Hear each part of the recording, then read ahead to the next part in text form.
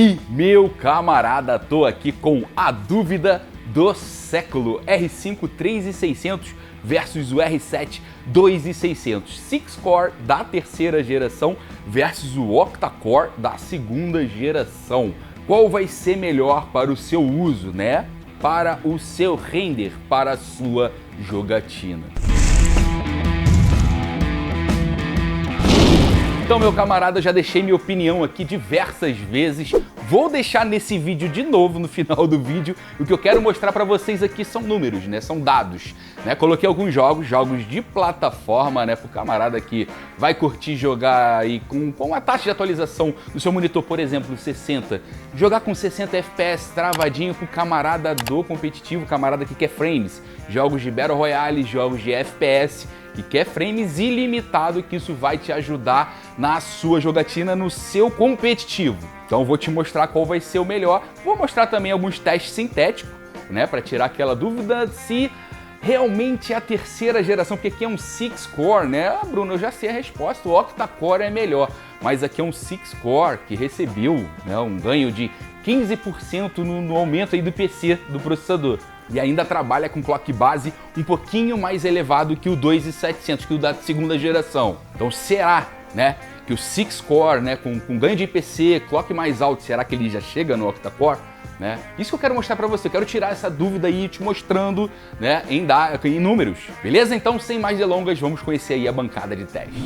E na bancada nós temos aí a placa-mãe, uma Biostar, uma X570 modelo GT8. Para a refrigeração aí dos processadores eu utilizei o próprio Cooler Box em ambos. Memória aí, trabalhei em Dual Channel, 16 GB de RAM, memórias a 3000 MHz, L16, memórias da Gale, Evo Potenza. E para a placa de vídeo usei aí uma RTX 2080 Ti, o modelinho da Asus Strix. E vamos aos games. Começar aqui pelos jogos de plataforma, jogos de mundo aberto, jogos single player. Começar pelo Red Dead Redemption 2. O 3600 eu optei por não overclockar porque não subiria muito, ainda mais que eu tô com Cooler Box, o ganho não seria tão significativo assim. Então temos aí na média 92.9 no R7 em estoque, um ganho de 1% com ele overclockado, e no R5 3600 tivemos uma média aí de 101.3, um ganho de 9% aí com relação ao 2700 em estoque. Agora aqui em GTA, também capturando aí no benchmark padrão do jogo, só aquela última parte, onde simula, né, o resultado do próprio game, temos uma média idêntica com o R7, tanto em estoque quanto overclockado, e uma média de 139.8, um ganho de 3%. Não tão grande assim, praticamente aí um empate técnico em todos os processadores e ambos trabalhando com bastante folga, isso é muito importante. E agora aqui em Assassin's Creed nós temos uma média de 97.1 no 2700, uma média de 103.9 no 2700 em overclock, 7% de ganho e 11% de ganho no 3600 com 107.5. Interessante aí mostrar para vocês o ganho aí num % low, né? São as quedas bruscas que equivalem à estabilidade do game. Um ganho aí bem considerável também do R5 3600. E agora vamos entrar aqui nos games competitivos, começando aqui pelo CSGO. Os testes foram realizados no benchmark do CSGO, uma média aí de 300 FPS, 302, 303 FPS no 2700, 328 no 2700 overclockado, a gente ganha um pouquinho em CS, né, com ele em overclock, 8% e um ganho de 64% no 3600. É aí que entra, pela engenharia do jogo, é aí que entra o ganho do IPC, né? O ganho do processador também com um clock mais alto. Nos jogos que a gente precisa de mais frames, principalmente no CSGO, que é o jogo que utiliza menos núcleos aí dos testes, nós temos uma diferença bem grande. E agora aqui em Rainbow Six temos uma média de 262 para o 2700 em estoque, 268 um ganho de apenas 2% em overclock e 16% de ganho aí no R5 3600, uma média aí de 304 FPS. E mais um competitivo, agora um Battle Royale, o Fortnite, testando aqui no método replay do jogo. Temos uma média de 300 FPS aí para o 2700, 319, um ganho de 7% para ele overclockado e um ganho de 9% com relação ao 2700 em estoque, uma média de 325 FPS para o Ryzen R5 3600. E vamos entrar agora aqui nos testes sintéticos de benchmark, começando aqui pelo Cinebench R15. Tivemos 15 mil pontos aí no 2700, 15.072 no 3600, um ganho de 5%, né? O 3600 ainda ficou na frente dele, os dois processadores em estoque. Isso para vocês verem a refinada, né, da terceira geração com relação à segunda, e também em estoque a diferença aí do clock também fica bem espaçada. Fechando aí com o R7 overclockado, 17.044 pontos, 16% com relação ao 2700 em estoque. Cinebench R20, tivemos um ganho de 6% do R5 3600 com relação ao 2700 em estoque e 16% do R7 em overclock com relação a ele em estoque. Agora no CPU-Z, no single core, o 3600 ganhou, batendo aí 508 pontos contra 444 do 2700 em overclock e 389 do 2700 em estoque. Já utilizando todos os núcleos, aí a conversa foi outra. O 3600 ficou para trás com 4.067 pontos e com uma diferença de 2% o R7 2700 e um ganho de 19% para o 2700 em overclock. E agora aqui numa renderização no Vegas 17, utilizando somente o processador sem placa de vídeo, um projeto aí de 10 minutos, projetinho simples, não muito complexo. Tivemos um tempo de renderização de 20 minutos e 15 segundos do 2700, um ganho aí de 4%, né, diminuindo aí esse tempo do 3600 e diminuindo aí em 7% o 2700 overclockado, fazendo aí um total de 18 minutos e 57 segundos.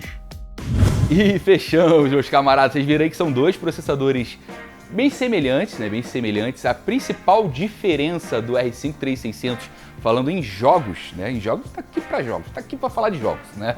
A produtividade são bem semelhantes, vocês viram, são bem semelhantes, mas para jogos competitivos. Brunão, quero frames, quero jogar CS, Fortnite, Apex, Rainbow Six, enfim, jogos que você precisa de bastante frames para manter seu nível competitivo maior.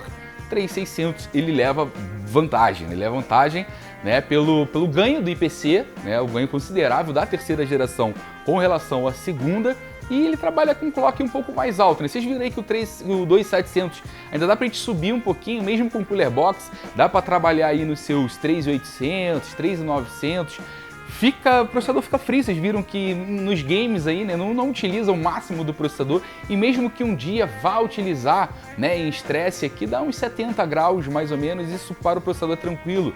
Mais para frente você pode investir aí num sistema de refrigeração. Já tocando nesse assunto, o 3600 é um processador que consome menos energia que o 2700.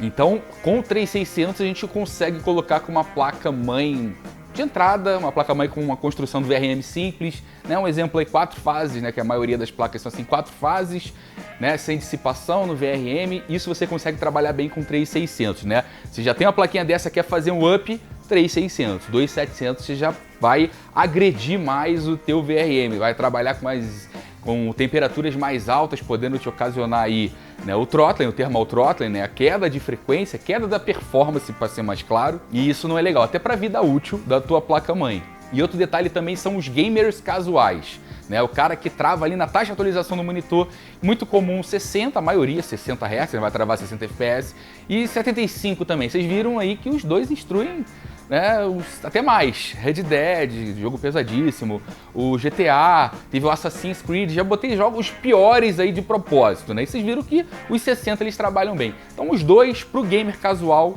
aí fica ao seu critério. E aí que entra num ponto muito importante, que é o preço. É o preço dos dois que estão sendo praticados hoje, né? Daqui a pouco tá chegando, né? Daqui a pouco, tem um tempinho ainda, mas vai chegar a 4ª geração nos processadores 4000, Ryzen 4000, né? E o Ryzen 2000, né? Que no caso o 2700, vai começando a sair de cena, como já saiu da série 1000, primeira geração já saiu, né? O 1600, o 1700 a gente encontra com muita escassez no mercado. Preço do 2700, a gente às vezes encontra no mesmo preço do 3600, R$100 de diferença, esse é o comum.